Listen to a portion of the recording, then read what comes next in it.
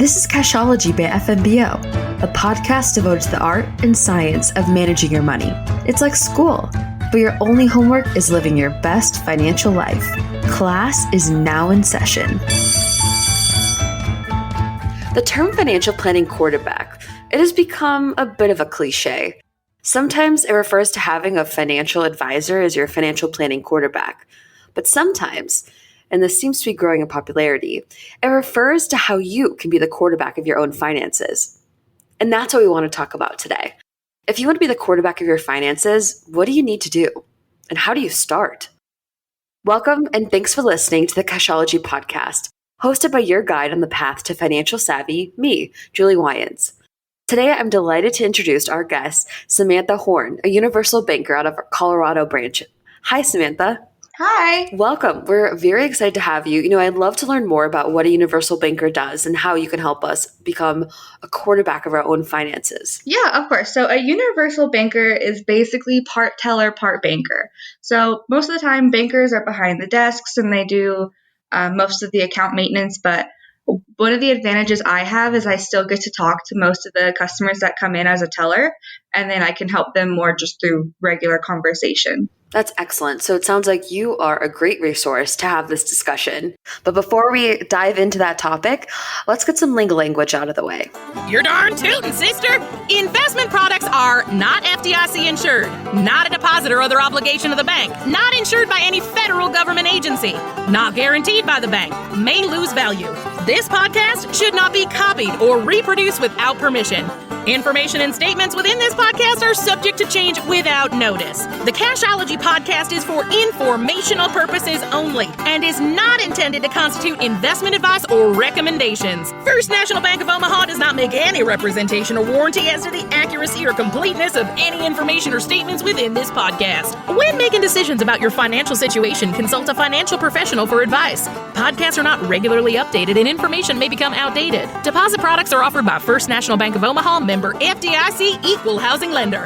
The Cashology podcast, copyright 2021, First National Bank of Omaha. Now let's get going! Yeah!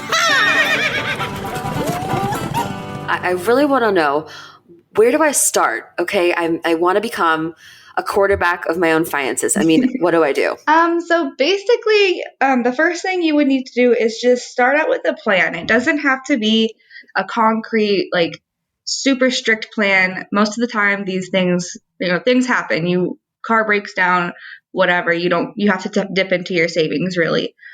So first step, start a plan that you think you can stick to that sounds pretty reasonable, and then just go from there.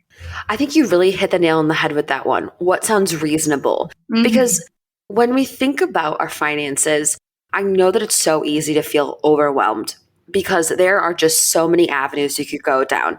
I mean, you think about savings. Are you saving for retirement? Are you saving for an emergency? Are you saving for kids' colleges, right? I mean, there are so many different things that you could do with your money, and figuring out a very reasonable path just makes a lot of sense. And I think any quarterback would think that, right? I mean, how do you get the ball from, I don't know football that well, but how do you get the ball from one person to another, right?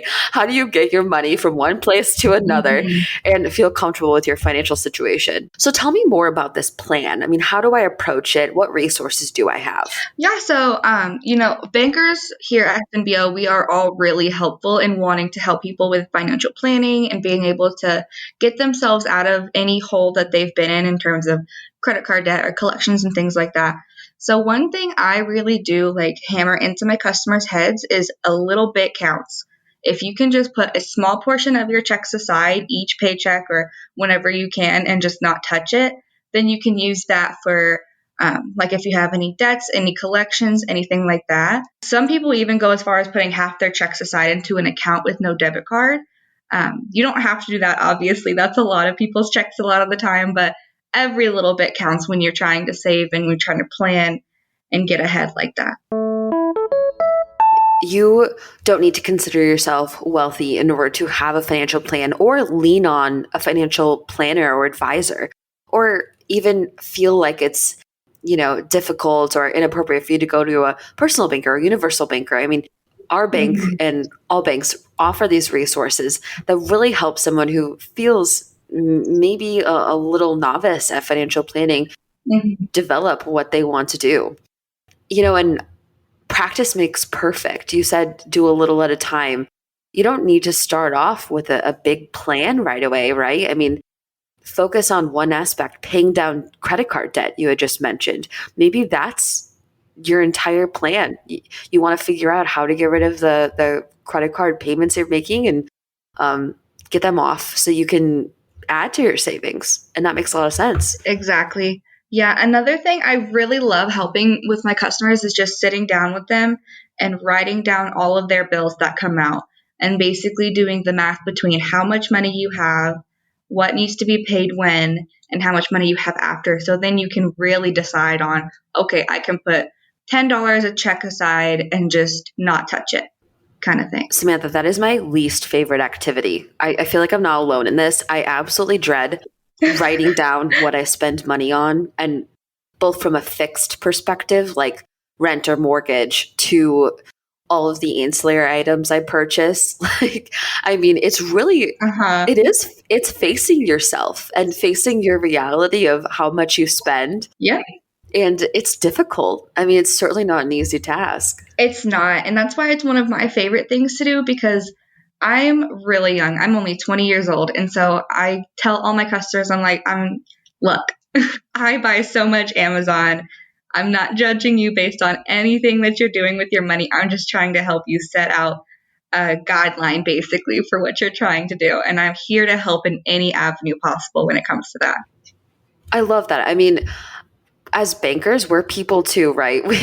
We want to help. We spend money in silly ways. Yeah. We could do a better job of savings. We're all human. And when it comes to being the quarterback of your finances, you definitely just need to tell yourself, you can make mistakes in your financial planning.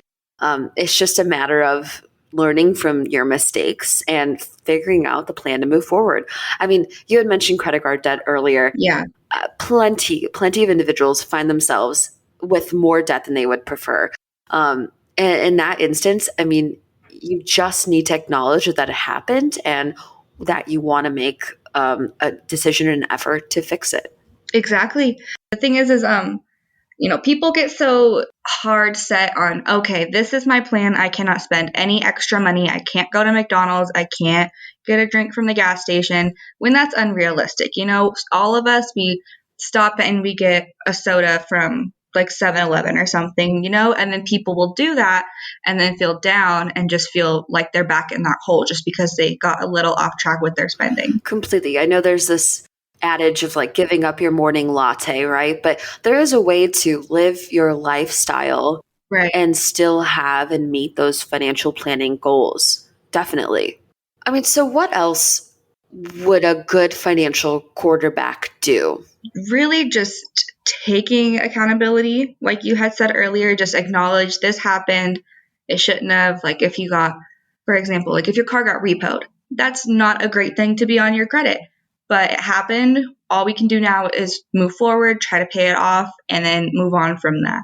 So we just need to breathe, relax, everything will be okay, and just ask questions when you really need it, because at the end of the day, all of us ask questions. There's so many times where I have to go to my manager and I'm like, hey, I need help with this. And he has to do the same with his. And, it's just finding that plan, trying your best to stick to it, but not too much to where you're going to get overwhelmed. Yeah, I definitely agree. You hit the nail on the head with accountability. When I think about a quarterback in any sense of the word, that person is a leader and they make the decisions on behalf of the team, whether that be your family or a football team, right?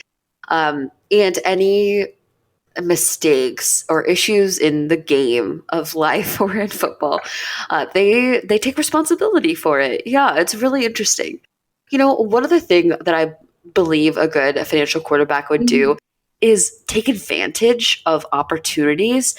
So when it comes to maybe additional sources of income, a tax return or other sort of windfalls like that, where you could utilize those types of sources of income to put towards savings or to put towards paying down your credit card debt. I think it's definitely a quarterback of your finances is someone who sees those opportunities and seizes them. Exactly.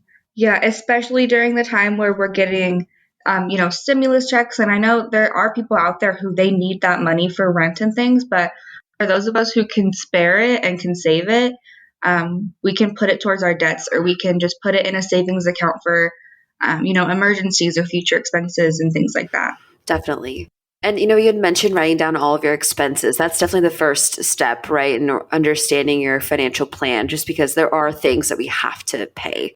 And then after that, it comes budgeting, right? I mean, where am I spending my money? And we do have a previous episode on budgeting, where if you're listening and you're curious about how to build a budget specific to your needs and expenses, you can listen to that past episode. But Samantha, when it comes to building a budget, maybe utilizing the services of a universal banker or personal banker, what should a customer prepare to have that conversation? So conversations like that, they can be a little difficult for some people, and I understand, because talking about finances and how much money you make and how much your rent is, that can be an uncomfortable conversation for a lot of people. But it's just, you got to come in with an open mind and just realize we are here to do our best and help you in any way possible, especially during this climate right now. I know COVID has been around for a little over a year, but there are still so many people struggling, and all I want to do is really help them. And same with all of my coworkers. And, we want to just sit there and have that conversation with you and be able to guide you in the right direction.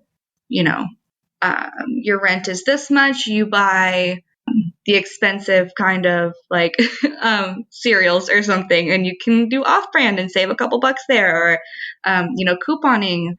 You don't think that it would connect to being a banker, knowing some things like this, but these weird personal questions that I ask customers, they really do connect in some ways. Yeah. Well, it's excellent. Samantha, I would definitely love to have you on my financial planning team. Thank you. You are amazing. And I hope that everyone in the Colorado area utilizes your services. And, being the quarterback of your finances, it takes planning, preparation, and execution.